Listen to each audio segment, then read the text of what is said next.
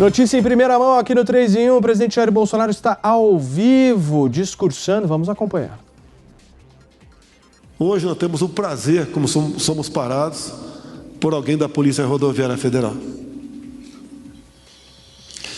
Viajei muito naquele percurso ali, Rio de Janeiro, Vila Histórica de Mambucaba. Isso, em grande parte, mudou, e mudou para melhor. Dirigir no Brasil, ainda temos muita coisa a fazer, Tarcísio.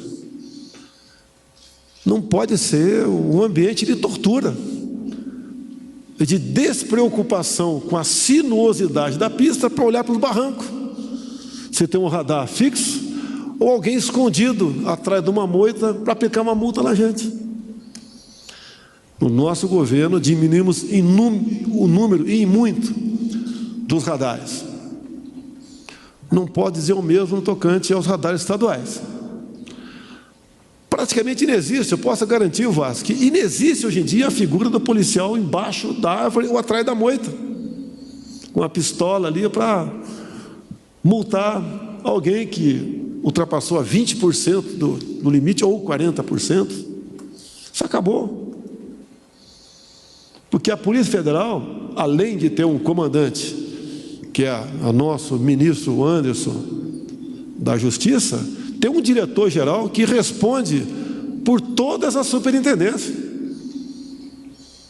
Eu não vou perguntar para o Anderson uma coisa que porventura aconteceu de forma equivocada, daí a gente liga para o Vasco e o Vasco fala, não, mas essa indicação desse superintendente aqui não é minha. Eu não respondo por ele. Como era ruim esse país, meu Deus do céu. Eu estou falando só da questão do transporte. Eu não vou falar da Itaipu Binacional do Bento. Teria muito a conversar sobre essas questões. E cada vez que a gente toca fogo, Paulo Guedes, num ninho de rato, não faltam inimigos para mim. É pancada o tempo todo. Por isso que eu falei que sou embroxado.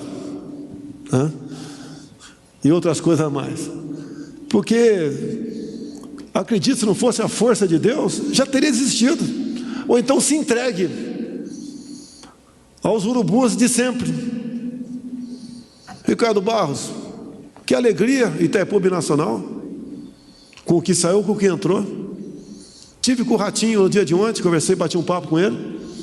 Hoje já despachou com o Tarcísio. Vamos chegar, está praticamente resolvida a questão dos pedágios do teu estado, do Paraná. Um assalto à mão armada, com o trabalho eficiente do Tarcísio, com bom entendimento por parte do governador Ratinho, está praticamente resolvido isso aí. Um pedágio que é um assalto à mão armada, deixaram chegar a esse ponto. E o contrário, eu só falo do respectivo ministério depois de conversar com o ministro. Batemos o martelo agora, depois de alguns dias de conversa com o Tarcísio. Em todas as novas concessões do Brasil, o motociclista não mais pagará pedágio.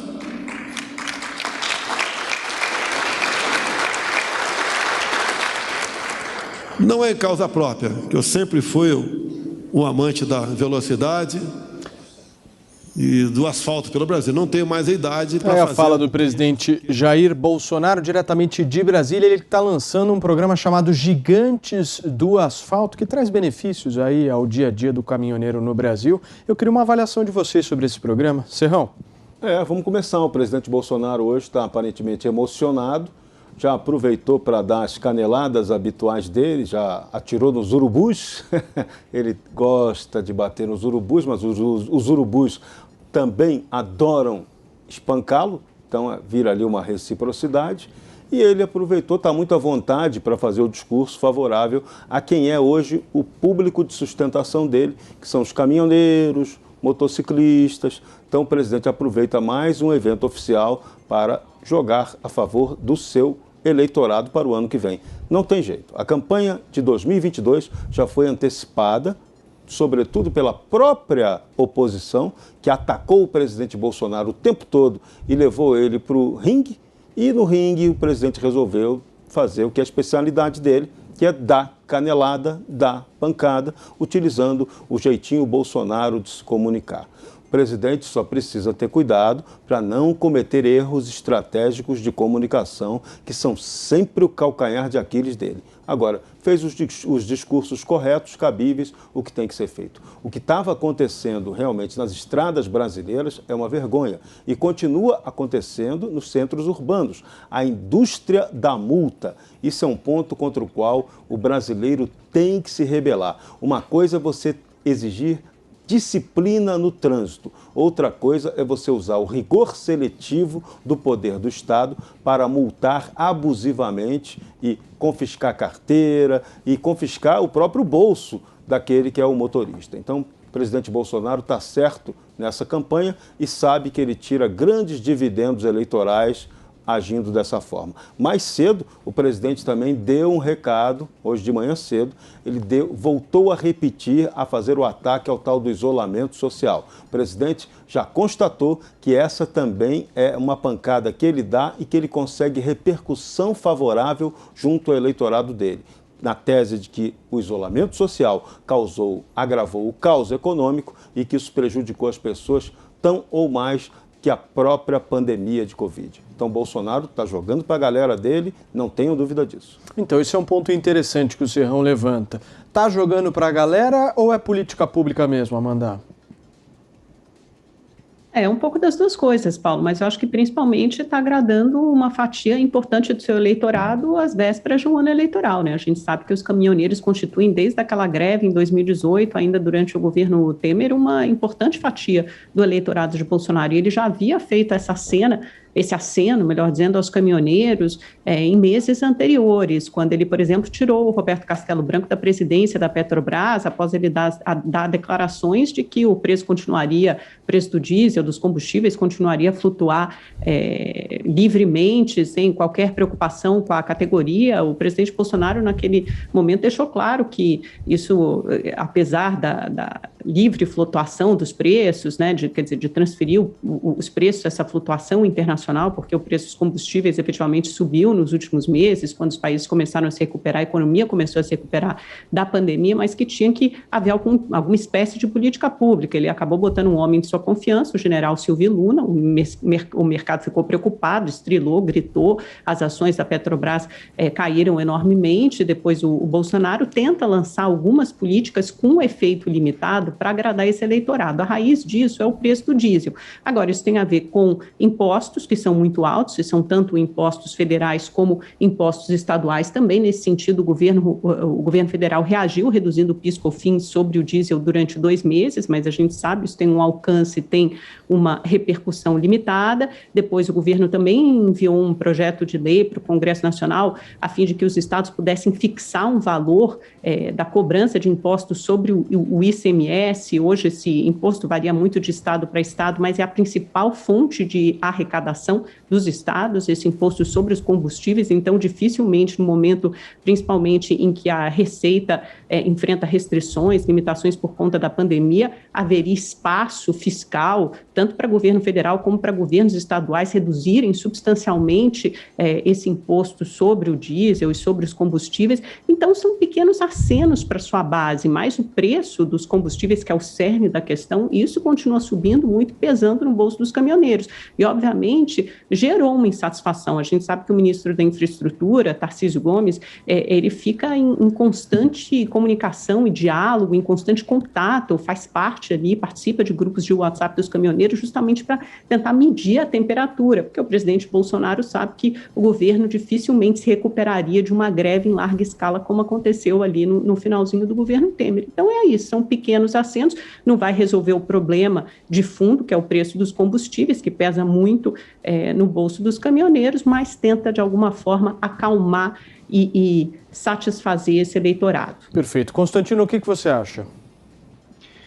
Paulo, eu acho que existe, obviamente, um aceno a uma base eleitoral importante do presidente e, junto com isso, uma política pública de crédito e tudo mais. Agora, o mais curioso, para a gente refletir aqui sobre isso, ouvindo a fala dos meus colegas, é pensar qual é a base, então, de eleitorado do presidente Bolsonaro e qual é a da sua oposição. Porque todo político, de alguma forma, acena ao seu eleitor, né? Então, vamos lembrar, na era do PT, o aceno era o quê? A invasores de terra.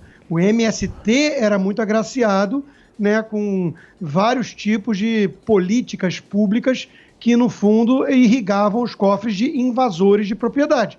Hoje, o presidente tenta criar políticas públicas para favorecer o caminhoneiro, um dos trabalhadores que carregam aí o país nas costas, em condições, inclusive, muitas vezes insalubres, né? Atravessam a madrugada dirigindo em estradas precárias, com indústria da multa, sim, com risco de criminalidade elevada, né? E tudo isso com combustível alto e tudo mais. Então, o presidente ali na época da Petrobras, ele deu um tipo de resposta retórica a esses caminhoneiros, mas não fez nada efetivamente para alterar a política de preço da Petrobras, e isso foi o certo, né? E agora ele está vindo com uma medida aí, que é o gigante do asfalto, para poder realmente beneficiar aqueles que trabalham, né? Então, de novo, assim como a questão do isolamento, o presidente está acenando a sua base?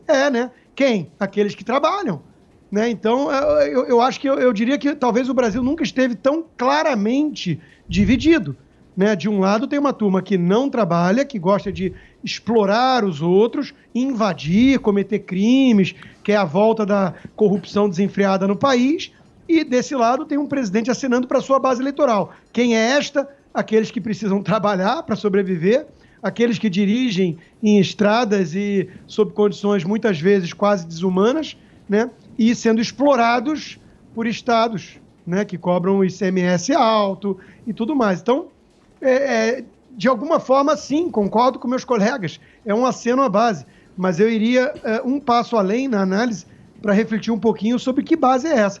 E, claro, tem um fator aí 2018, né? A greve dos caminhoneiros afetou muito ali o governo Temer, né?